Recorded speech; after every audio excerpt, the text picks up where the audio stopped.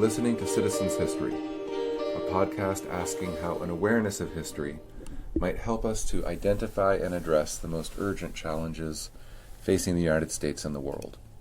Welcome to Season 1, Episode 8. Wherever you are and however you may be listening, we're glad you're here.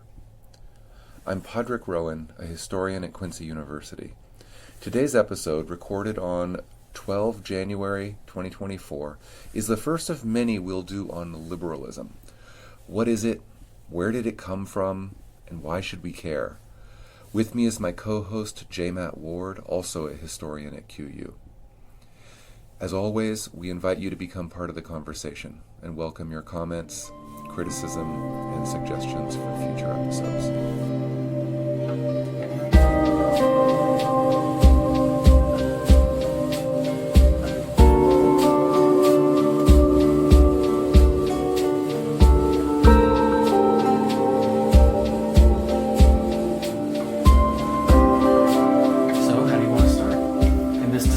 Of liberalism, perhaps the biggest word in the world.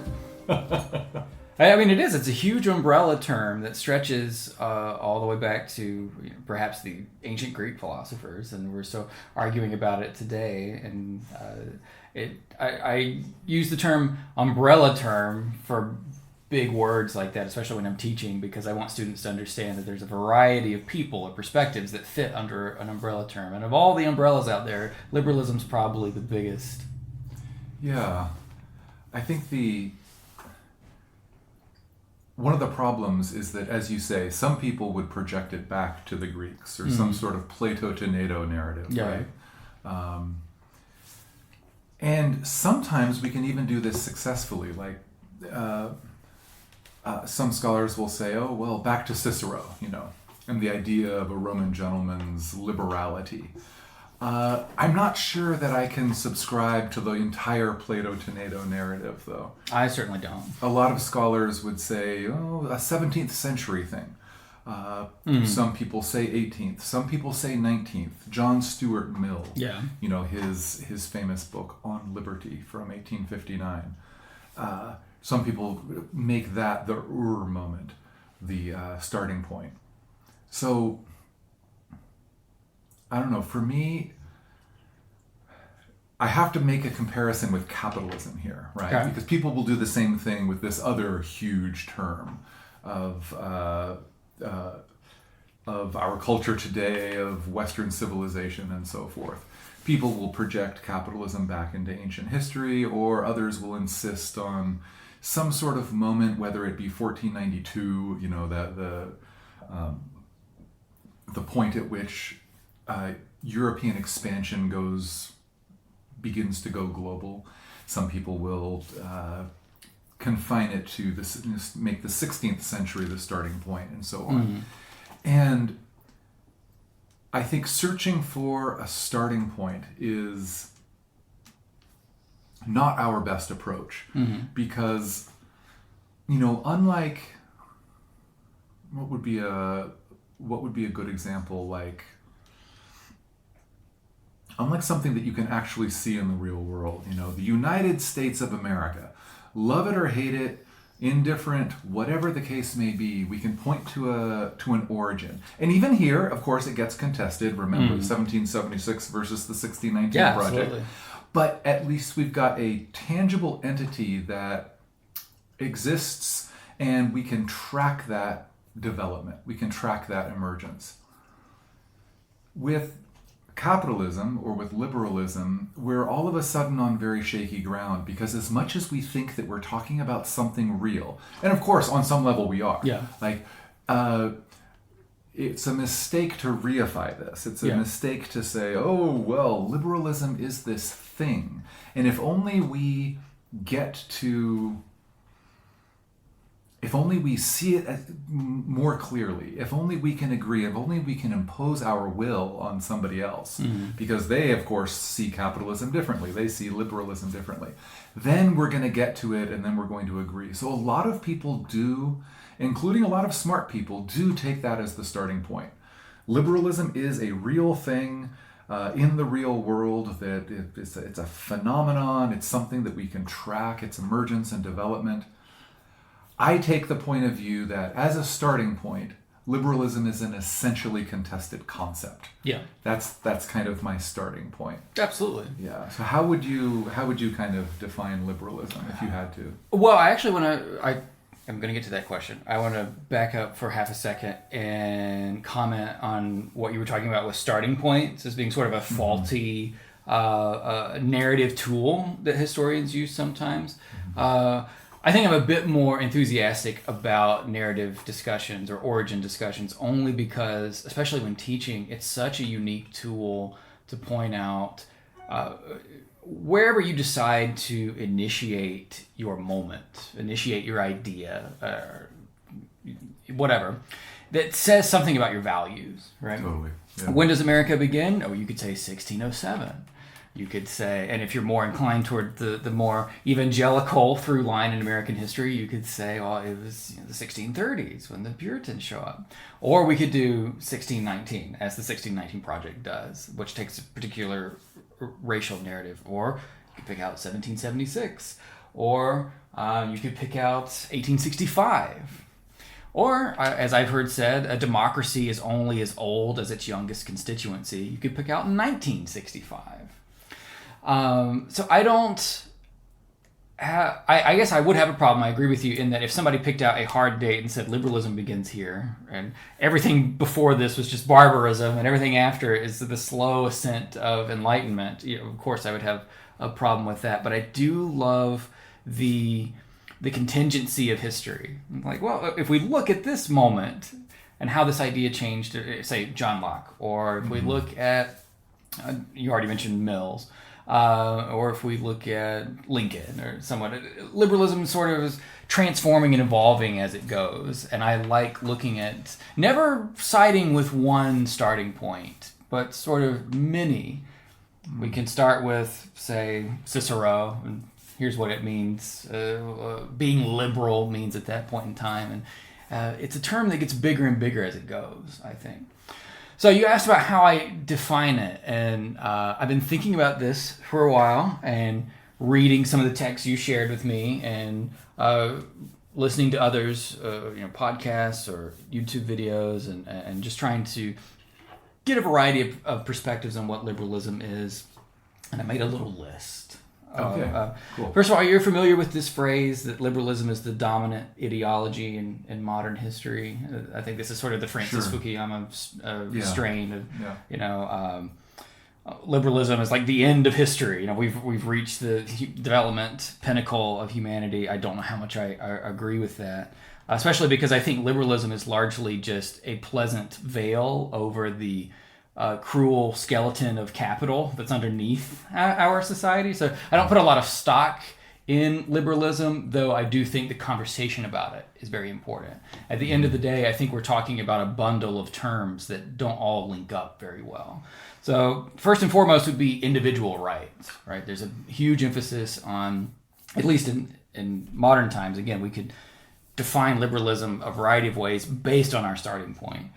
But it seems today there's an emphasis on individual rights, so freedom of speech, assembly, press, religion. The most recent iteration of liberalism is this war over what constitutes privacy and what kind of right to privacy can you expect in society. And the biggest example I can think of in that regard is Roe v. Wade and the abortion controversy. I would say that a liberal person would be willing to let a woman choose what to do with her body.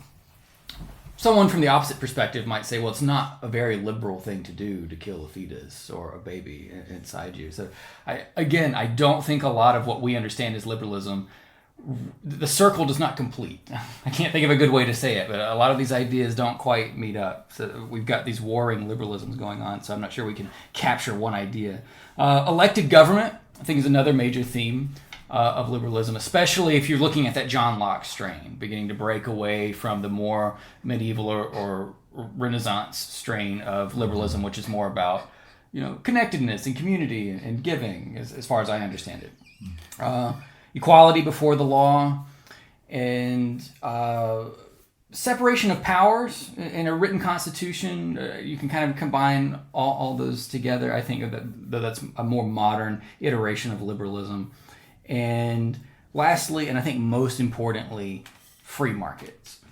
I don't think that we can have any sort of conversation about political liberty, which is, I think, what most people think about when you use the term liberalism, without getting away from and this is the Marxist coming out of me, the material structure that we're standing on. Okay, you got the right to vote. Great. Do you have a car?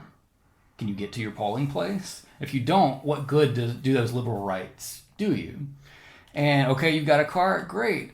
Has your precinct been gerrymandered in such a way that no matter how many people vote, it's going to end up actually reflecting the will of the people? Again, at the end of the day, as much as I enjoy talking about liberalism and trying to define it, I do think it is mostly emotional masturbation for democracies. And they get to think about how great they are, and we've got all these rights, and we've got this written constitution, we've got this tradition that goes back hundreds of years, and America has more prisoners than any other nation on the face of the earth. And I guarantee you the conditions of them are just as bad as any, terrible Russian gulag that haunts the pages of history. I'd be willing to warrant. So I'm inherently distrustful of the promising narrative of liberalism, but I do think that there is there's some flakes of gold maybe in the ash that we can pick out. Okay. So what's your perspective on that? I'm sure you don't agree with my hard take there. Well, yeah, no, it's helpful, first of all, to flesh out, yes, you're generally, you would call yourself not a liberal. Yeah, probably not. And I would call myself a liberal. And it's weird because I don't mean it liberal necessarily in an American sense. I don't in the normal sense. Like liberal versus conservative. Liberal versus conservative. Yeah. Often our language betrays us here. Neither do I necessarily mean it in the classical sense, because we only started talking about classical liberals after, no one was calling themselves a classical liberal in the so-called classical age, say the 18th and 19th centuries. But people who call themselves libertarians now were, very much of that strain that broke off, kind of an economic versus a political split that you're talking about. A few points, though, I need to raise. Okay. Do you need a piece of paper? And please, just so I can jot. Not necessarily this time, but you say, okay, the rate of mass incarceration, the phenomenon of mass incarceration in this country is indeed a huge issue. It is indeed a shame. Yeah. Something that we really need to deal with. But to say that people in American prisons are kind of in the same boat as people in the Russian gulag, I think you said. Now that is just ridiculous. You think so? Just, absolutely. And I'm not saying that nothing really, really, really bad goes down in American prisons. Indeed, a lot goes down. But we do need to distinguish between the prisons of still the richest country in the world versus the prisons of a place like Honduras, or indeed a place like Russia. Do mafias often have a lot of traction in American prisons? Absolutely. Do some elements of I don't know how most accurately to say this, of our carceral system, do some elements of our carceral system sometimes use rape as penal policy? It would be very naive of us to say no. But all of that said, things are way better. The material conditions of prisoners in America, there's just no comparison to make between that and the kind of prison system that might exist in Honduras or in Russia, in which, there's just, you don't need to be pro-America, you don't need to be law and order to make this argument. One of the things let's look at it from a more leftist perspective. Let's look at it from the perspective of somebody like Foucault, right? And all of Foucault's acolytes. And full disclosure, I don't have much sympathy for Foucault. I'm not surprised. But in this way, I think he was, in one way in particular, I think he was right. where let's look at the evolution from the medieval spectacle of drawing and quartering, for example. Let's take the most horrifying spectacle. And it was a spectacle. It was something meant to instill fear and loathing in the populace. It was something meant to be a circus. It was something, along the lines of ancient Roman gladiator combat or something like that. So it's like tarring and feathering. Yeah, where you are engaging in a public spectacle to humiliate and to punish, to, in fact, torture and then execute, right? Then you go, and the French Revolution is a really good example of the next stage or iteration of this process, right? Now, no matter what you're doing, you don't have drawing and quartering after the revolution, but you do have mass beheadings. You have the guillotine. You have people being executed on all sorts of trumped up charges. You have it was rightly called, and it is rightly called, the Reign of Terror, right? So it's still a public execution, but there's no physical torture beforehand, right? It's an execution pure and simple. And then at some point soon after that, you start getting private executions. You start getting, okay, now why is this happening? Why are we going from this medieval torture public spectacle to the guillotine, still a public spectacle, but no longer torture in that same way, to, okay, now we are still engaging in capital punishment, but this is not a public spectacle anymore. This is something, in fact, that we are ashamed of. It's something that we think of, we failed somehow to rehabilitate. And one of the things, one of the points that Foucault makes, and I think rightly so, and Foucault, for the Michel Foucault, this academic, French academic beloved on the left, he died in the 80s. Lots more to say about him, but his book Discipline and Punish is iconic, and there is some good value there, even though I think a lot of the criticisms, the very wicked and vehement criticisms of this book, do hold up. But his point, as far as it goes, is a good one. He's saying that one of the reasons why this progression happens, from torture and public execution to just public execution to then only private execution, is because, he says, it offends our vision, our image of ourselves. Yeah. We think we're the good people. Good people don't engage in this kind of stuff. And think of the social role of the executioner in medieval history. This is a person who wears a hood because he gets very well paid, but you're kind of on the dark side, even though you're supposedly doing God's work, and it puts you at odds with society. And so I think it's fair to say that that's where we are now. Like, we have a vision of ourselves, and this isn't just about the carceral system. This certainly isn't just about capital punishment. It's about we are the good people, and good people don't do that.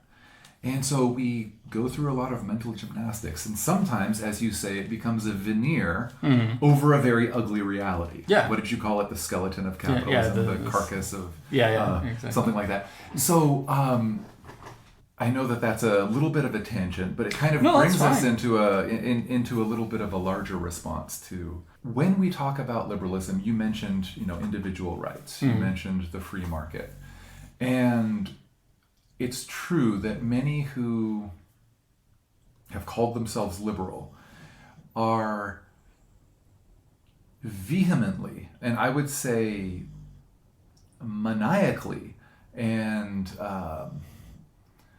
kind of in a Manichaean way, clung to those things, which are, let's face it, extremes. If we say, I am all about individual rights trump everything else, everything, absolutely everything else,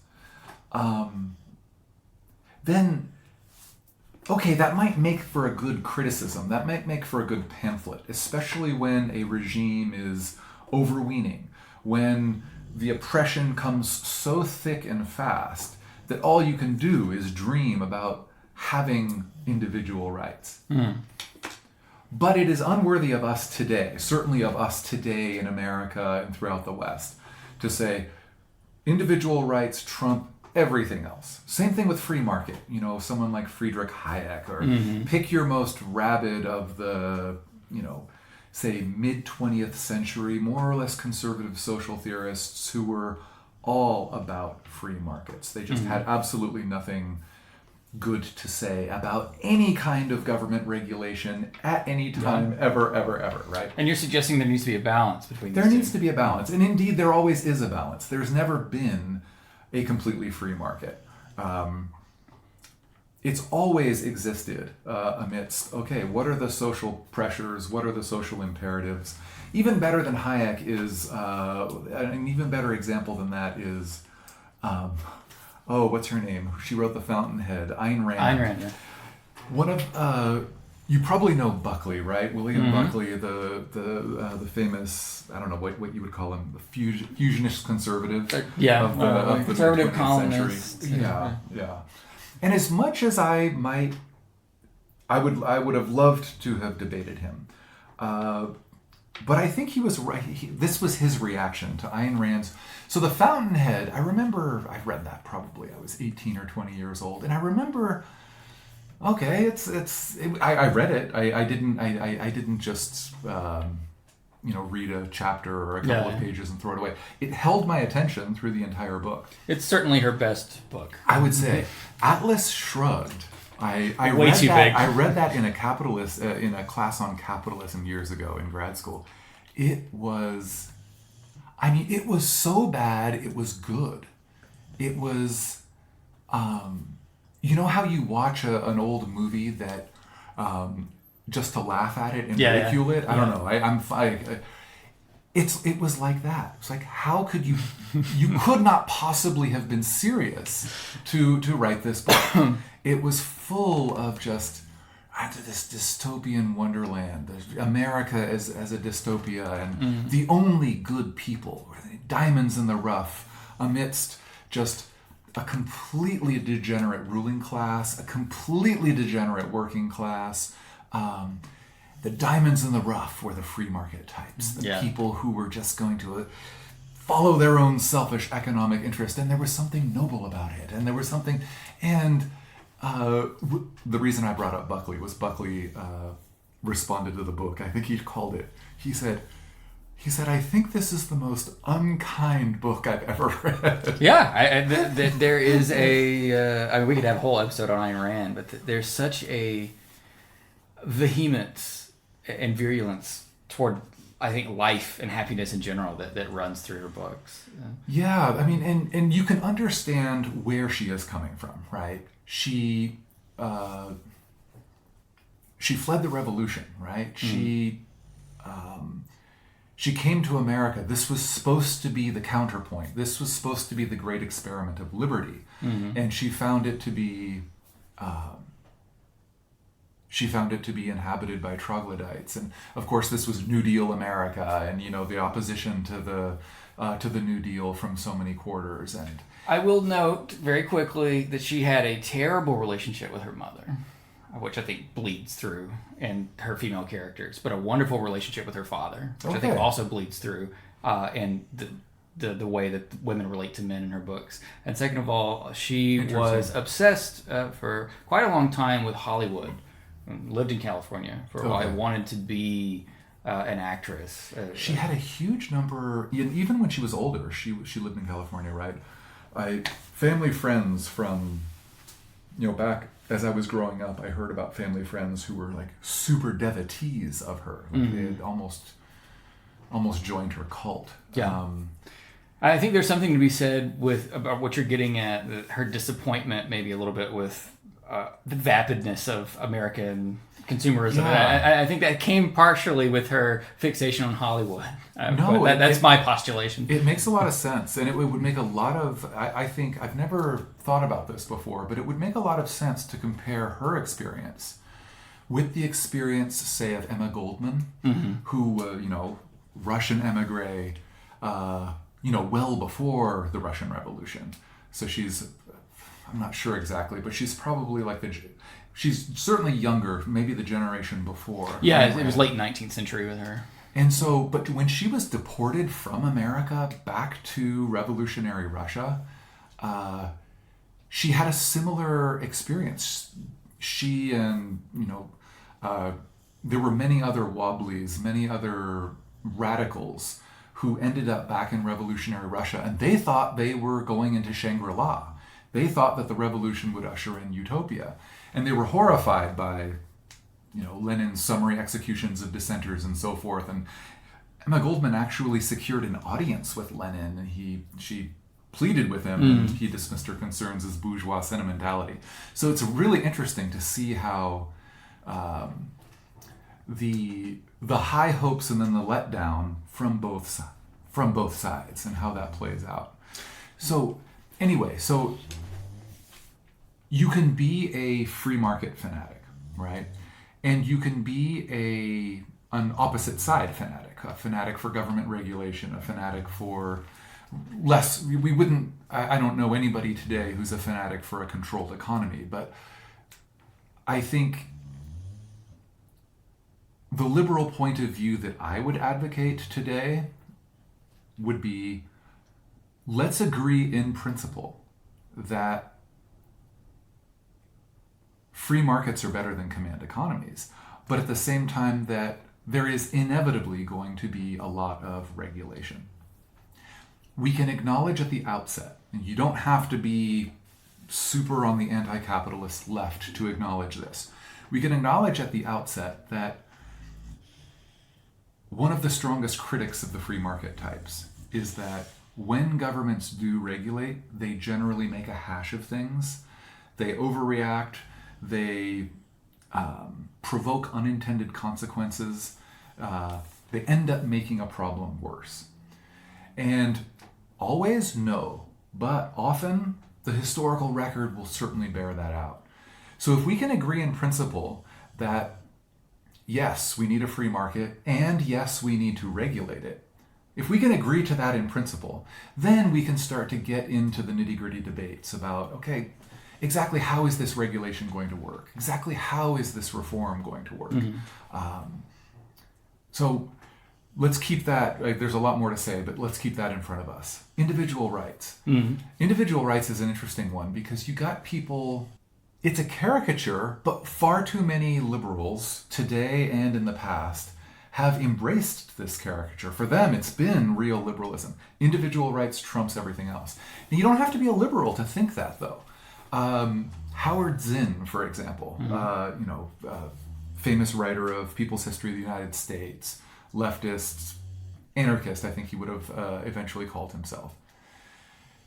He is on record as saying, look, it's all about individual rights. I mean, who can talk about the common good when the United States has oppressed minorities, women, working class folks? How can we possibly talk about a common good in this? The individual rights are everything. He's not a liberal saying this. He's saying this from a more extreme place on the left. Yeah.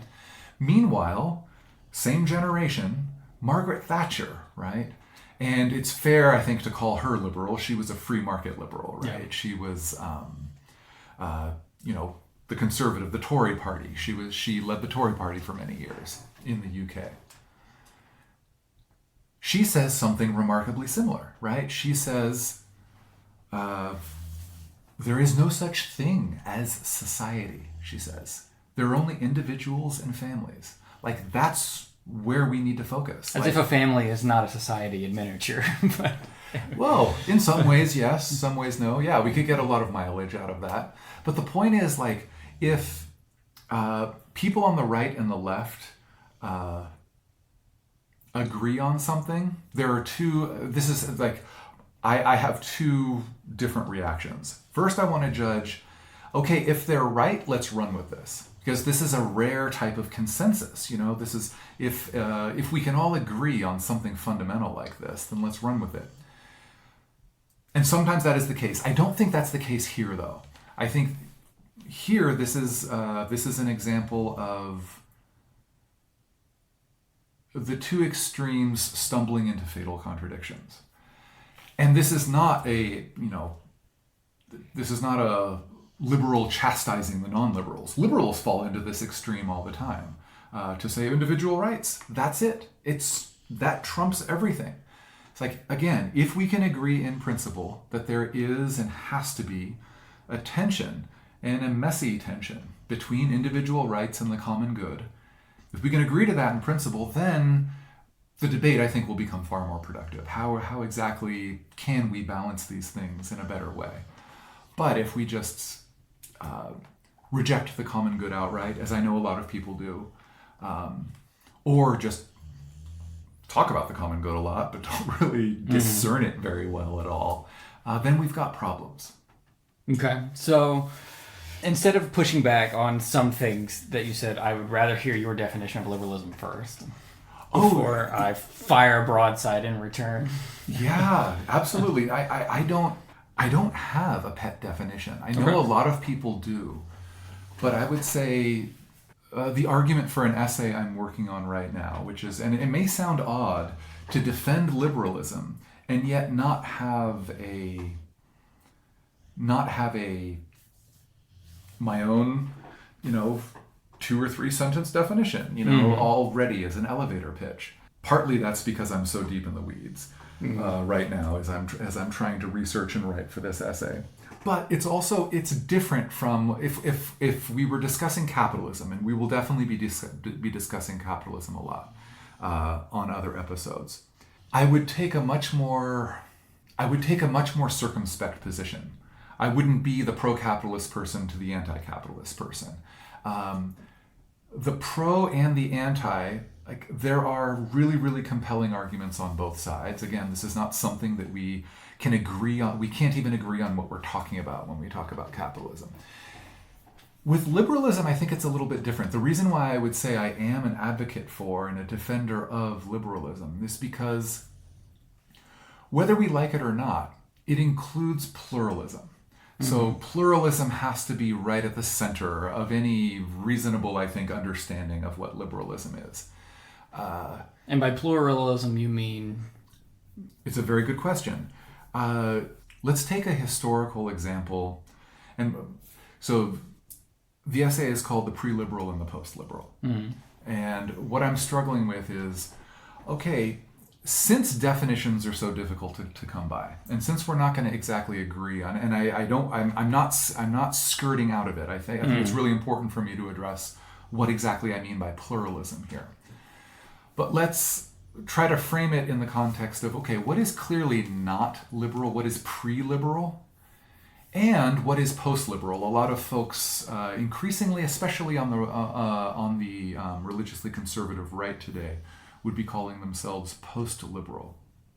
And so, in a pre-liberal world, 700 years ago in Islamic North Africa, there lived a political philosopher. He was a scholar. He was an Islamic judge named Ibn Khaldun. And we usually spell it in English Khaldun. Ibn Khaldun. And he formulated a really, I think, compelling theory about how and why societies rise and fall. And it was clearly not a liberal theory, right? He lived in an Islamic land. Now, that said, Islam 700 years ago was a lot more, dare I say, pluralist than Christian Europe was at the time. And one of the main ways for us to understand this is to say, in Islamic society, in medieval and even into early modern Islamic society, there were a lot of Christians. There were a lot of Jews. There were even some Zoroastrians. And they had rights and duties within the fabric, under the umbrella of Islamic society. And Islam did not pioneer this. They were merely continuing an old Persian precedent. It was ancient Persian precedent and they did this especially with Jews and with Christians, they allowed, even though you were a minority in a dominant society. And so it would be too much to talk about equality. It would even be too much to talk about tolerance. But you had rights and duties, and you didn't have them as individuals, you had them as a collective. So a particular Christian community, let's say a particular Christian community that was probably not aligned with Constantinople, it was not aligned, it was not Orthodox, it was, from the standpoint of the Christian Imperial Center, heretical. But let's say you've got, the Church of the East, what we used to call Nestorians. You've got a community in what is now Eastern Turkey or Northern Iraq or Northern Syria. Now, that community is going to have quite a lot of autonomy, communal autonomy. They're going to be holding church services in their language, in whatever language they want. They're going to be raising their children and educating their children in whatever language they want, in whatever tradition they want. They are handling most judicial matters in-house as well. Anything to do with each other, they're able to. Now, if one of their number kills, someone outside, that's a different story. But they're handling most judicial matters in-house. And they're paying their taxes to the government in a lump sum.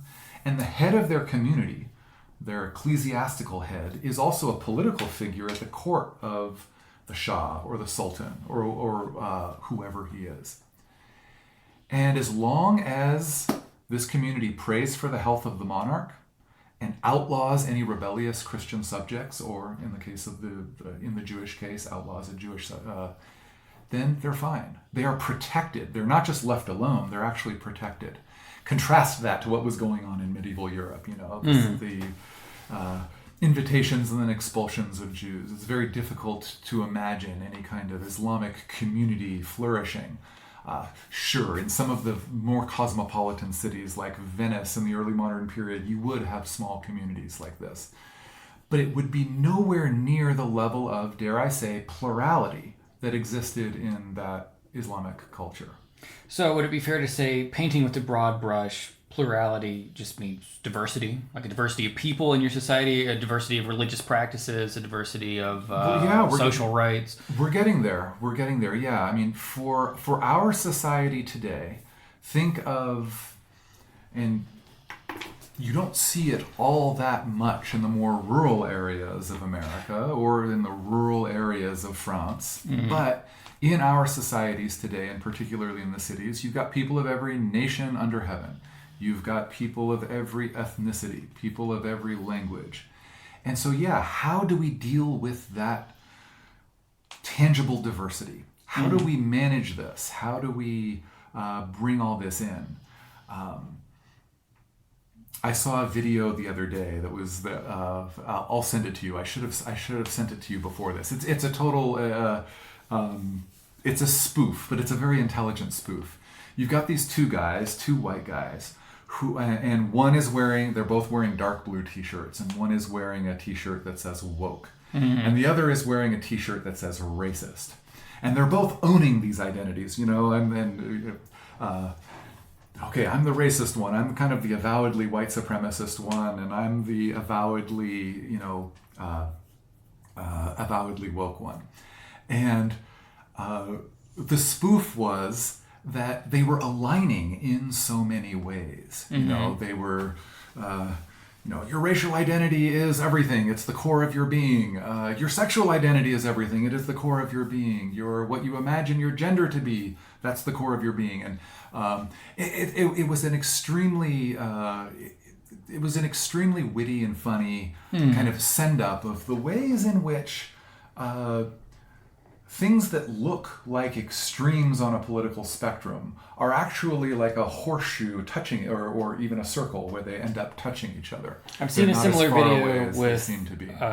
Like really conservative Christians and really conservative Muslims, and that Absolutely. Only my interpretation is correct. Only my God is the true God. And they would find so much common ground. Conservative Christians and conservative Muslims in their dare we say, I don't mean this in a flippant way, their family values. They're like it's remarkable the kind of alignments that we find here. So yeah, how exactly can we manage this diversity, this plurality of voices, of views, of beliefs? How can we do all this? And so pluralism is an extremely important core of what we would call liberalism. And I would also argue that we have to balance individual rights and the common good. A lot of liberals and people who don't call themselves liberals would disagree with me on this, but that we do indeed need to enunciate a common good and at times even curtail at least some individual autonomy in the interests of the common good. So there's lots more to say there, but just to sum up, though, if I'm hearing you correctly, balance between government power and market power, an emphasis on the common good, and respect for pluralism are kind of like bundled under your umbrella of liberalism. Yeah, just like in the same way that we're trying to strike delicate balances between regulation and free markets, we're also trying to strike a delicate balance between individual rights and the common good. Okay. And yeah, we're placing pluralism right there at the center. So I would read that if that were, an essay or a book or something, and I would not, maybe that's a political philosophy, but I would read that as more of almost like I'm probably not using the word sociological correctly, but when I think of political philosophy, I think of something that's oriented strictly towards political power. But you're including social and cultural ideas like a pluralistic society absolutely. in your understanding of liberalism. Absolutely. Is that where you think many liberals, whether they're leaning right or left, are going wrong? They just don't have a good way to express how social values and societies need to be tied into these political ideas about liberalism? Yeah, because I would agree with you 100% on that. Yeah, and this is why I am so distrustful of liberalism, because it's a great political philosophy that does nothing for people, I think, at a social level. Yeah. And that's where I disconnect with it. No, absolutely. One of the things that I argue in the essay, and you might diverge from me on this, but I'm glad that we've got common ground on the basics, because it's astonishing how quickly an attempt at a productive debate goes off the rails, precisely for the reasons you're talking about. Like, somebody who, makes a ton of money and lives in, some upscale place in New York or London will have this astonishingly naive view of the world and of human nature and of who we are and who we should be, and they'll dismiss everybody who doesn't live like them and doesn't have their opportunities as these Neanderthal knuckle draggers. And likewise, a person, and this person might call themselves a liberal or not, like from the right, just free markets, some sort of hard-headed economic libertarian, likewise will be, from my perspective, astonishingly naive on history, on, you do realize that economics is not some sort of carved out separate domain from everything else, right? And it's also not objective. It is a list of it's a world of created terms and created ideas that could be uncreated. Yeah, exactly. And this is the I don't know, I think this is the opportunity, but it is also the warning. Okay. That, so I have a couple of questions for you, based on what you've said. Most of the time, I think if people use the word liberalism, they're speaking to a Western tradition. Would you say that that's largely true? Yeah. But as much as I've pointed out examples that go in the other direction. But, that was my question to you. It sounds like you are painting with a much broader brush there, that liberalism is not just a liberal tradition. That's more of a human tradition in some ways, because it's reflected in non-Western societies. Or how would you respond to that? Well, it's a good question, because I would say, first of all, I can't really buy any kind of Plato to NATO narrative here. Mm-hmm. Neither can I buy any kind of oh, well, I wouldn't call what was going on in Muslim North Africa or, or in the Persian Sassanid dynasty liberalism. Even though we can absolutely, show the ways in which there were these societies managed to institutionalize a kind of a pluralism, and maybe using an ism is not the right way to discuss this, but just imperfectly I'll say that for now. Even though, yes, pluralism has existed in at different times and different places, but what we are dealing with now, it has to be connected to something that we very problematically call modernity. Like, as much as a historian, I want to draw the connection. And I will be the first to admit, I don't exactly know what modernity is. People will have a blizzard of origin points to modernity. Same thing as liberalism, right? It's too big. It's too none big. of which I can buy into, Yeah. like all of which are imperfect. But nevertheless, here we are. And indeed, there is some change between our time and the time we're living in and times past. There's continuity too, but there has been change. And indeed, there's been some fundamental change. Yeah. It's definitely the 1600s. There's no other answer. The divide between modern and pre-modern is the long 17th century. But that's just my take. Well, I think we should devote an entire episode to this because a lot of people would agree with you. And there's a lot of compelling things that you can harness to say the long 17th century is absolutely the transition time to modernity. I'd argue against it, but it'll be fun. It would be fun. Are you earlier or later than that? Neither. Oh, okay. Like I said, when I say I can't buy into any of the origin points, it's not because we need to push it back or pull it closer. I see. It's that none of the origin points, we have to have change and continuity together. Yeah. We have to acknowledge both of them together. And so what we very problematically call the modern world, this is where we're at. So liberalism has to include, you can't disembody it. You can't take it away from the conditions of the world, the Western dominated world as it is. And so here's where we get to the post-liberals, right? Okay. So the critics, and this is often an epithet that is used against these religious conservative thinkers, but some of these religious conservative thinkers actually use the term for themselves. They own the term for themselves. I am post-liberal, they say. We have gone off the rails. We have taken a wrong turn someplace. Now, if they're Catholics, they think that the wrong turn happened in the Renaissance. If they're Protestants, they think that the wrong turn happened elsewhere. It's an interesting thing to play around with, I did. Your origin date tells you something about your values. Yeah, absolutely. As an aside, the next time we pick up a history book, like I always do this with my students, like a table of contents is not just some table of contents. It almost gives you the argument right there because you can see where this person is starting. You can see what this person is emphasizing. How exactly are they structuring? So even in something as seemingly innocuous as a timeline, you've already got an argument built in. Yeah. But so these post-liberals, so-called, will say, okay, we've taken a fundamental wrong turn.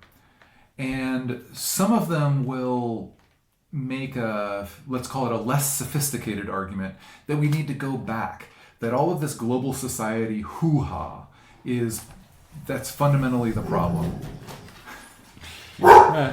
Boris disagrees with liberalism entirely. He's a good little communist dog. And so these post-liberals, one of the things that I try to do in the essay is to say, look, the critics of liberalism, of right and left, are not mere reactionaries and radicals, that they actually have something very important to offer. Not that they have something important to offer in that less sophisticated sense of, oh, we should go back to the pre-Reformation time where everything was great. Like, some people will make that argument, and that's, of course, ridiculous. Like the Unintended Reformation, that book. You know what? I know Brad Gregory, the author. Oh, you know him personally? Yeah, Okay. yeah. And I really like him. I think there's a lot of good parts of that book. But yes, so his argument in the Unintended Reformation is, and I'm wildly paraphrasing here. It's a very big book. We would need to talk more about it to do it justice. It's also been about 10 years since I read it, so I don't really remember that much about it. Yeah. No, it's got a lot of good food for thought. But one of the things he's pushing against is the standard narrative, or what had until very recently been the standard narrative of the Reformation, that this is what gave rise to modernity. And it was a good thing, right?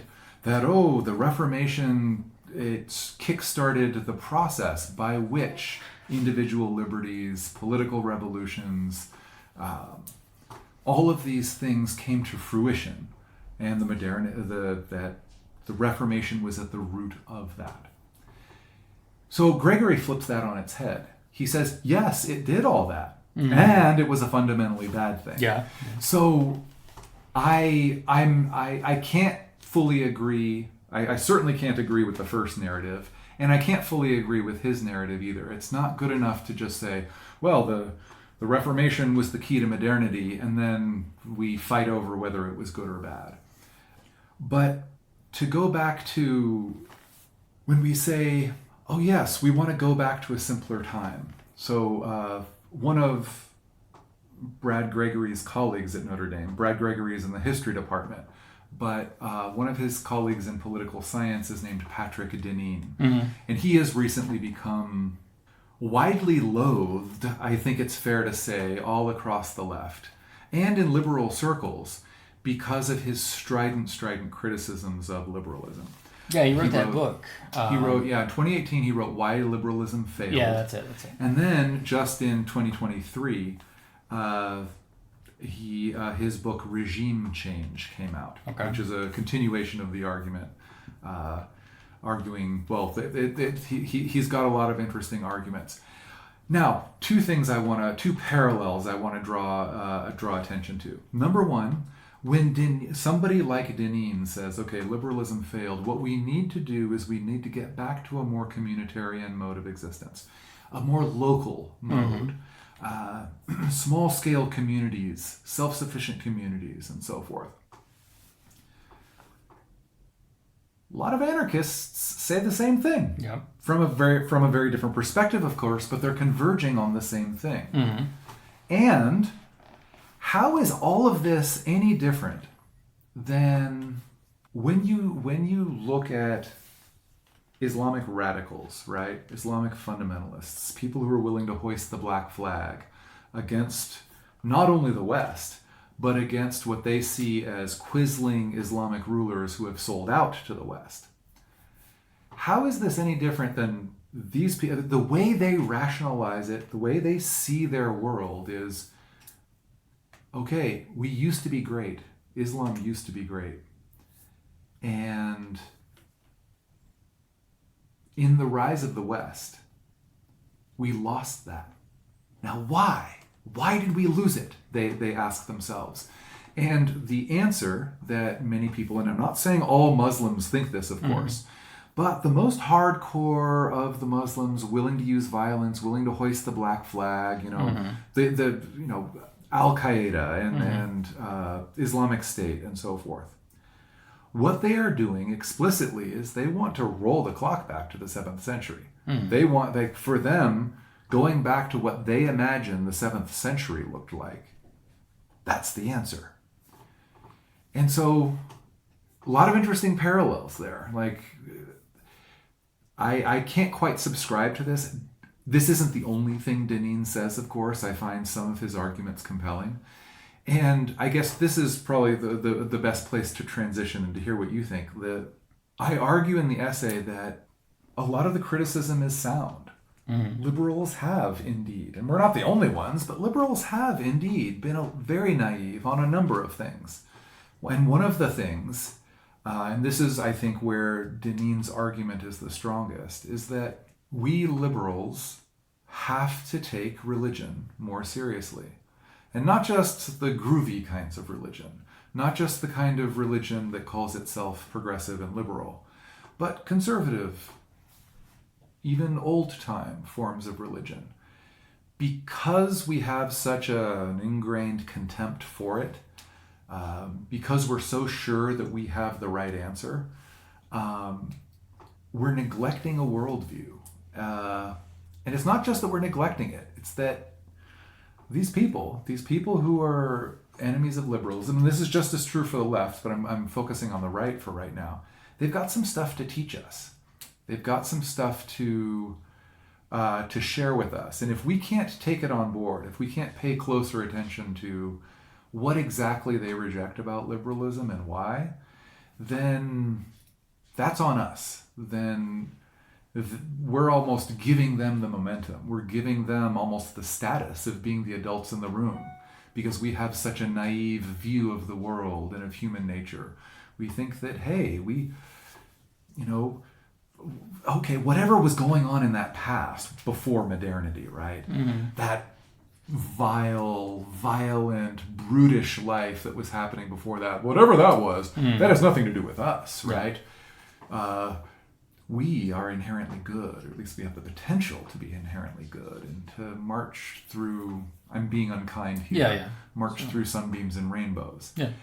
There's a lot of traction in the criticisms of liberalism from that direction.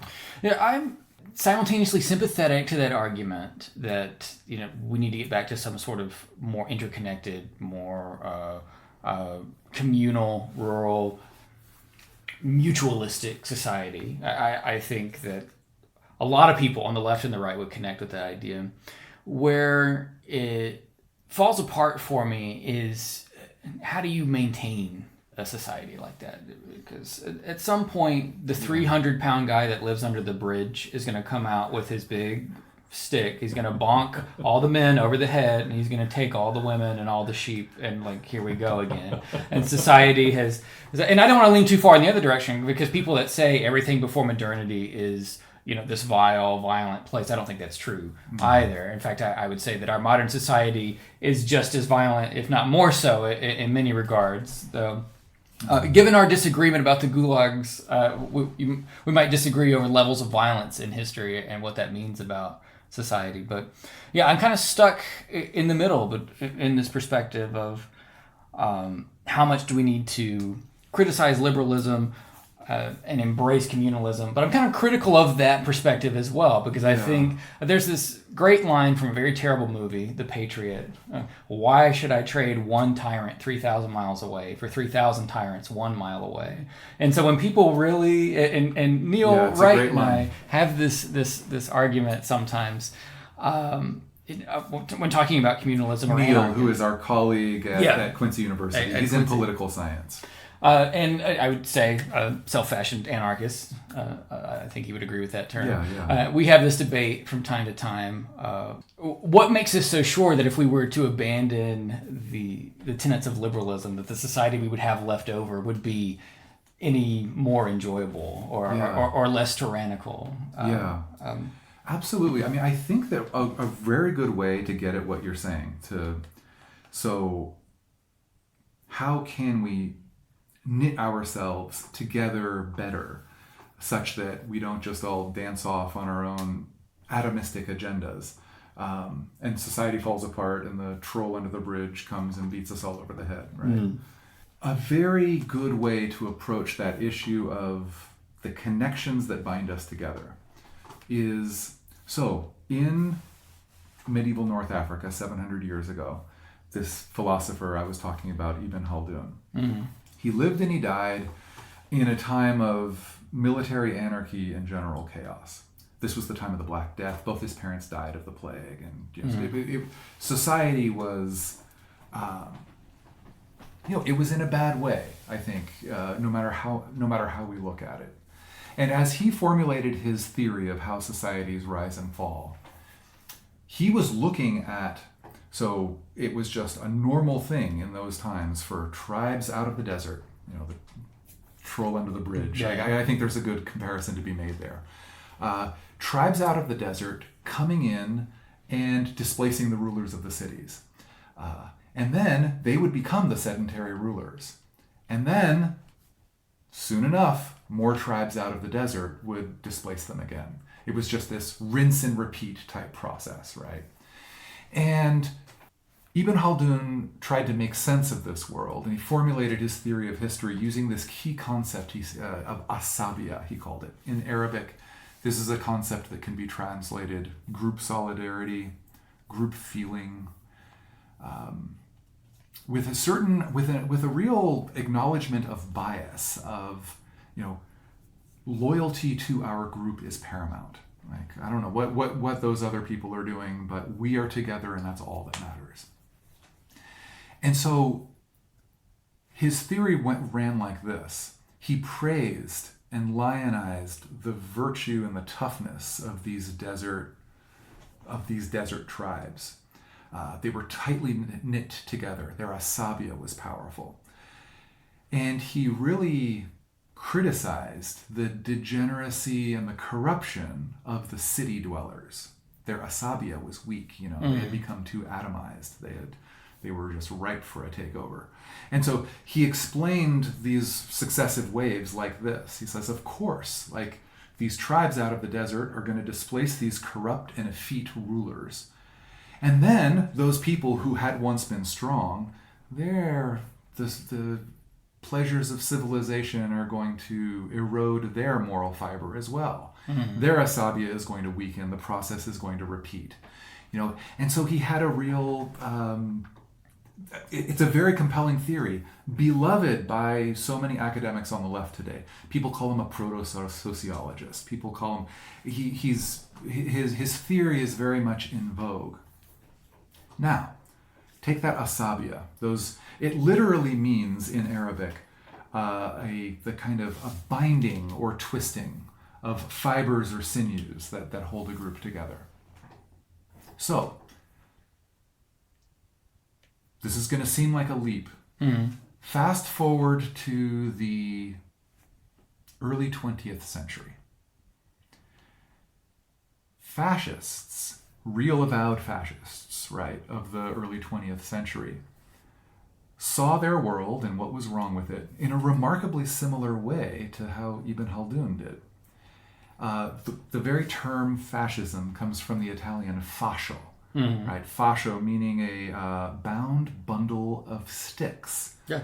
And so you can imagine a high school football coach saying something like this: one stick easily broken. A bunch of sticks you can't break. Bunch of sticks you can't break them. Yeah. Right. That was how they saw themselves in their world. So, and not coincidentally, very similar to populist rhetoric today. The fascists of the early 20th century were saying, look, you have a corrupt international capitalism, a smug cosmopolitan elite oppressing the little guy. Well, here's what we need to do to take it back. Like one stick easily broken, but a bound bundle of sticks, they can't break us, and we're going to get them. And so, fascio, asabiya, fascio, from the liberalism's greatest demons, right? The fascists of the 20th century. Asabiya, from this Islamic intellectual living 700 years ago, beloved today by academics from the left. There's an odd symmetry going on here. And one of the things I try to do is to go back to that balance of common good and individual rights. We cannot we can argue about what the common good is. I often think I know what the common good is, and maybe I'm mistaken. Objective truth is really, really important. But it is equally important for me to acknowledge with sincere humility that I may not have as much access to the to that objective truth as I think I do. And having that balance between the confidence to say, look, there is a common good, Like, this is not just a figment of our imagination, and this is not just some quest for power, some Foucauldian or Nietzschean, power struggle that I'm trying to dress up with a thin veneer of respectability. That this common good really exists.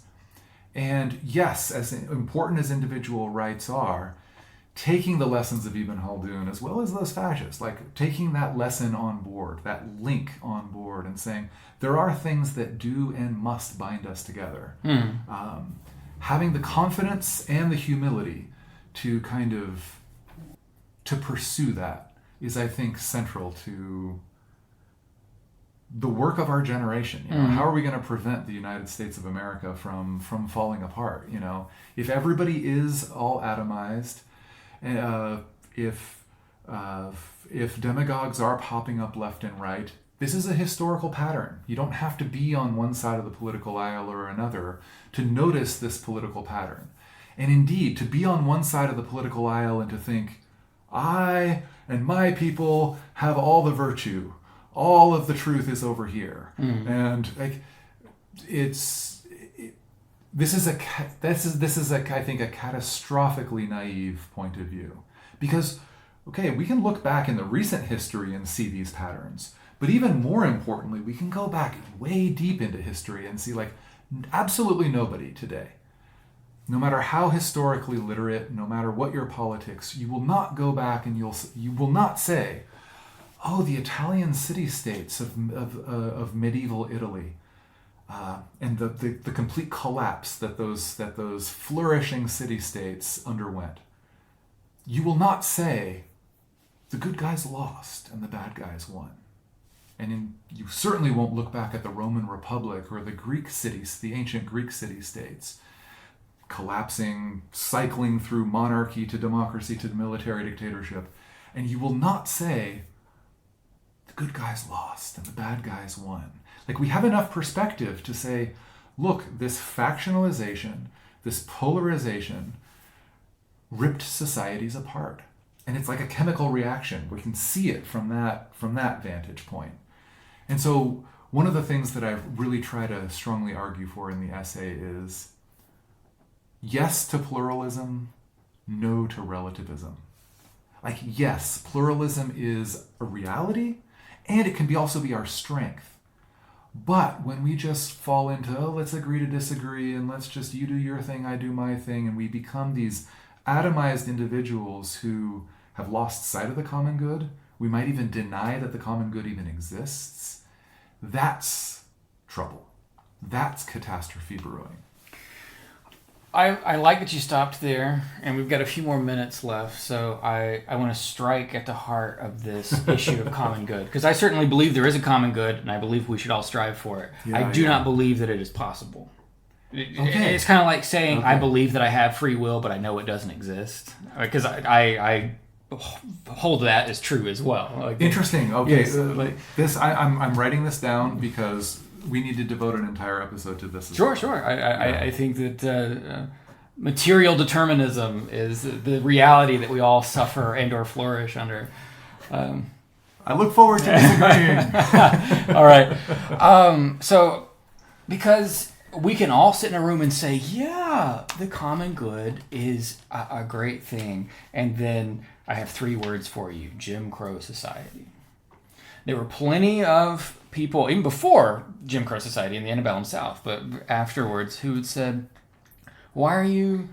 before would have said, why are you trying to get rid of slavery? But after the Civil War would have been like, why are you trying to Northern liberals, they would have said something like this. Right. Why are you coming down here and trying to give black people civil rights? Mm-hmm. And lots of white people said this. Our black people are happy where they are. Our peculiar institution, again, a pre-war term, or our particular society, a post-war term, is good the way it is. We do have pluralism. We have, black people. They live in our society. Many of them were sharecroppers, and they know their place, and we know ours, and they would have, in a Calhoun-like way, believed that they were living in a liberal society, and believed that the society that they had was commonly good.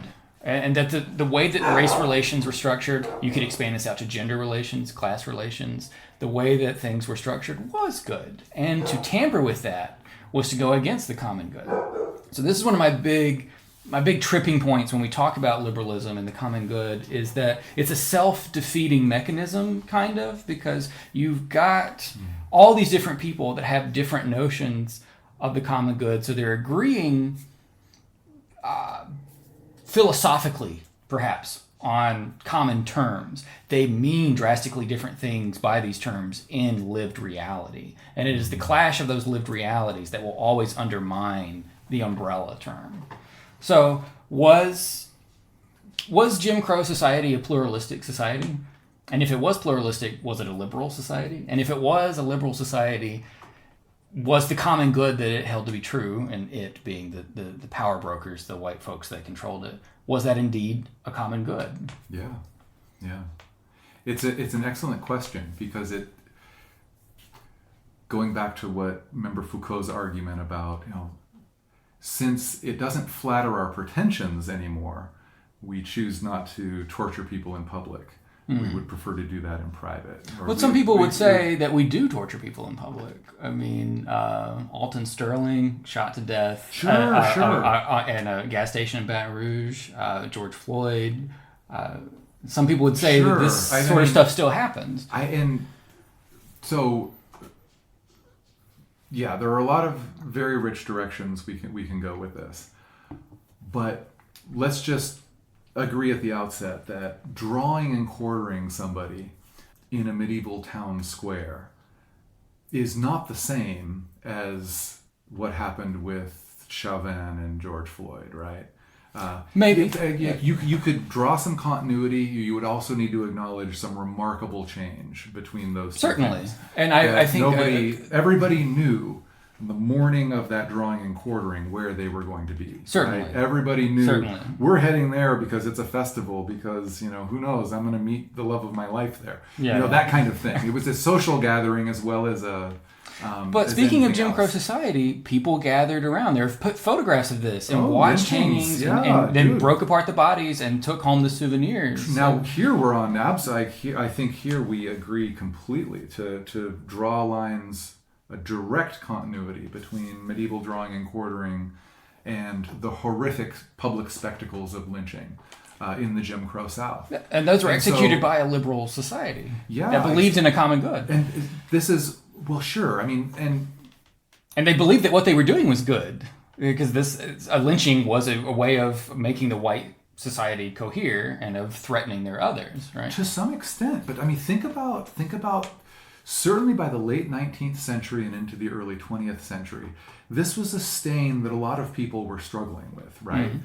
That we have no idea. I mean, I know there are more and less accurate estimates of the number of human beings lynched in the Jim Crow South.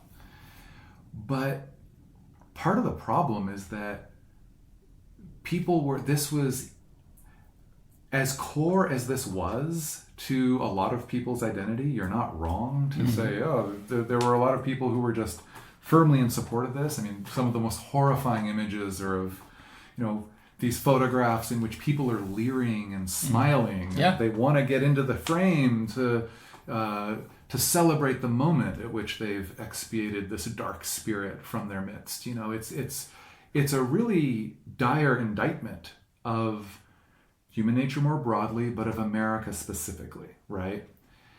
And so one of the strongest arguments of the, say, anti-liberals or post-liberals or just opponents of liberalism on the left is that they will lay this right front and center, right? And they're not wrong to do so. You're not wrong to do so. To say Jim Calhoun, Calhoun was a liberal, wasn't he? Economic liberal, thought he was. And if he was, then doesn't that completely indict the entire project of liberalism? My short answer is no. I think it's really important to draw this out. Again, to draw out if I think that I'm a good person, then that's going to inflect my behavior in all sorts of ways. That's going to inflect what I'm okay with, what I'm not okay with. If I'm a good person, okay, there's bad in the world, and I can't really help that, but I'm a good person. Mm-hmm. And so let's draw out some large-scale comparisons between that time and this. In the very early 19th century, Britain abolishes slavery. Mm-hmm. Right? They say, look, we don't want to do this anymore. And a lot of people have done a lot of very interesting study of this question. Why did Britain do it at this time? The key is Britain abolishes slavery, abolishes the slave trade in 1808, right? This becomes a very big talking point in London drawing rooms, in high society, in polite society. So you will have people who, let's say the wife of a just gajillionaire, the equivalent of a gajillionaire industrialist in Manchester or in Liverpool. And this person is richer than God. Mm-hmm. And this person is engaging in all sorts of philanthropic projects. Mm-hmm. And one of the fundamental assumptions is, we're one of the good people. Like, look at us. We abolished the slave trade. We are here at the cusp of this great modernity, and we are here to help the benighted savages wherever they might be. And it took a person like Karl Marx to point out the folly of all of this. Yeah. To say, wait a minute, you are richer than God. You are richer than God because you are an industrialist, or the wife of an industrialist, whose textile factories in Birmingham and Manchester and Liverpool are transforming the world economy right now. Wrecking all sorts of small artisans, transforming the world economy. Everything's in the name of progress. Okay, great. But where did the raw cotton come from that fuels your industrial might? Mm-hmm. And as he points out, it comes from the American South. During the Civil War, actually, it started coming from Egypt. Mm-hmm. Interesting little side story. But the point is, we are not done with that world. We still, and I think liberals are the most, blame is not the right word, but we're at most risk of succumbing to pretensions that we are the good people, right? But it's not just that. It's everybody in Western society, and indeed most people in westernized societies as well, where we say, we are the good people. Slavery is bad. We're done with that. We're done with that bad old reality. And maybe in some ways we are. I'm not trying to say, we're not the good people, we're the bad people. I'm not trying to make that kind of curmudgeonly argument. I'm just trying to point out, how many of us today know where the clothes that we are wearing right now came from? Mm-hmm. How many of us know where the components of our phones came from? And in what conditions? And who was working there? And, we don't need to go too far to find collapses of textile factories, fires in textile factories in Bangladesh and elsewhere. And these are people laboring. You are not wrong if you want to say slaving, mm-hmm. to produce these things for a foreign market, right? Yeah. And so we're not done. I don't want to deny progress. Progress is a thing, and I'm sometimes yes, sometimes no on the progress. I want to try to balance between, okay, yes, in some ways we're progressing towards an unknown future. Let's try to make it the best future we can. What are our goals? Like, in that sense, you could call me a progressive, but you could also call me a conservative. And there are institutions that we need to preserve in order to get the most out of, in order to prevent collapse, in order to prevent fascist takeover, in order for all sorts of different things. And also, I want to acknowledge what I might call a secular or ecumenical version of the Catholic doctrine of original sin. We are fundamentally flawed. Mm-hmm. And we didn't lose those fundamental flaws in the transition to modernity, whenever you want to draw the line. I'm not quite sure. I don't buy any of these transition points, but nevertheless, here we are. There's a lot of good things about today. I like living today.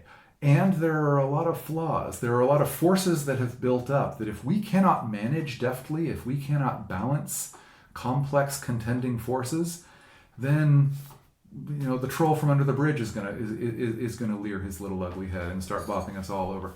And it's going to be even more drastic than that. That's a little funny little metaphor, but it's true. It points to a truth. And so finding that through line of we're not as good as we think we are, and we're probably not as bad either.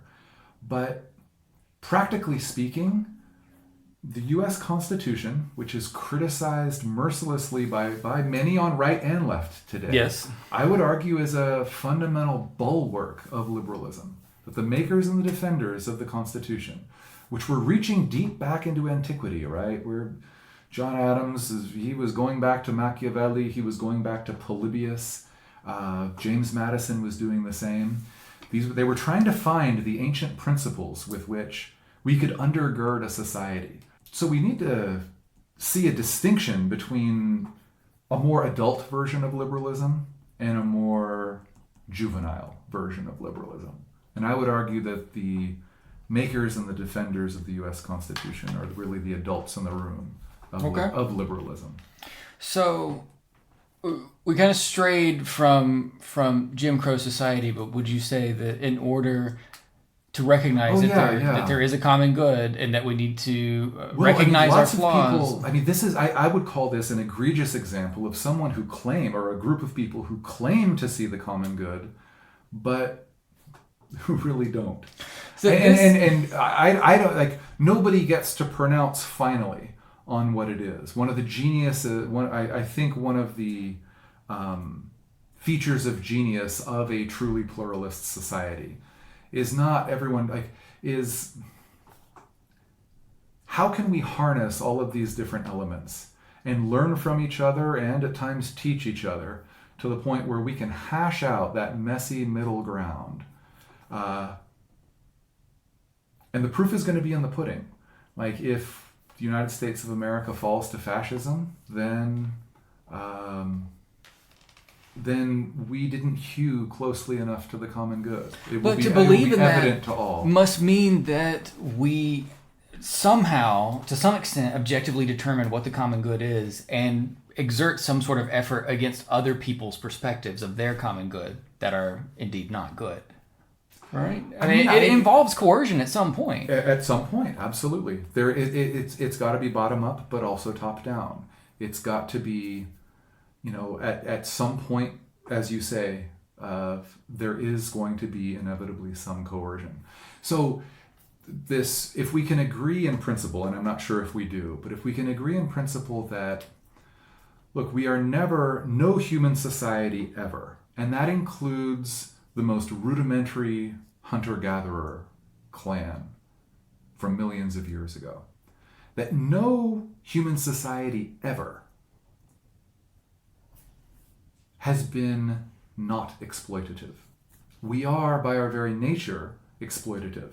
If we can agree in principle on that, and then to say, okay, but there's certainly a case to be made to be less exploitative, to be stably exploitative, if I can butcher some language there. Mm. I think that is our way forward, as opposed to a lot of people in our society, again, on the left and on the right, would argue, no. Our goal is no more exploitation. No more exploitation at all. That's our goal. That's a reasonable goal, and we are going to strive for hell or high water to get there. I would argue that that's part of the unintended consequences that could conceivably wreck us. Mm.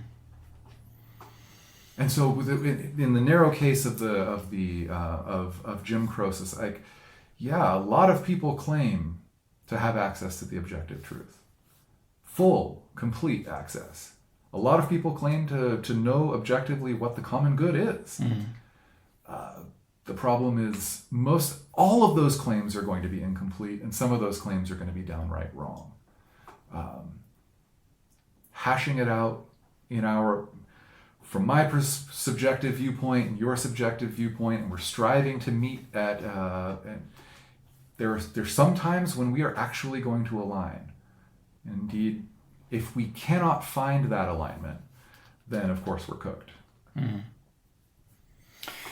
That might be a good place to stop, though. A good place to start up again would for me to assail the Constitution as a terrible pro-property document that was in alignment with the idea that the common good was the good of the property holders. Right. And we're getting back into this conversation of whose good is it when we're talking about the common good. Absolutely. I think the Constitution very much it has a certain form of good that's in its structure, and that is wealthy property holders. And I think we should meet very soon to talk about this, because here you and Deneen coming from a more religious conservative perspective, would be in alignment, not only in your scorn for the Constitution, but in the diagnosis. That this was one of those unstable hierarchies,